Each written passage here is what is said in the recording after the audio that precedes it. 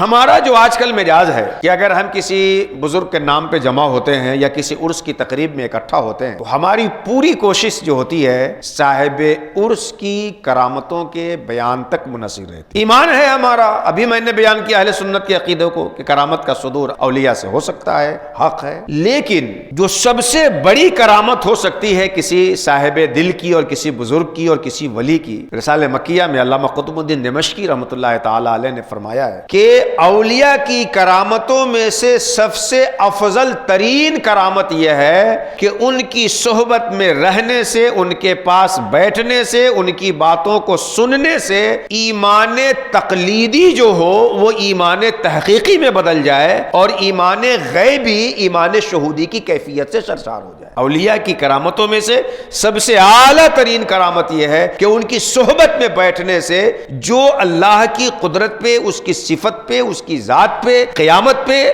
ہمارا ایک بن دیکھے یقین ہے، وہ یقین ایسا ہو جائے کہ گویا کہ ہم نے اس کو دیکھ لیا ہے۔ یہ سب سے بڑی کرامت ہے۔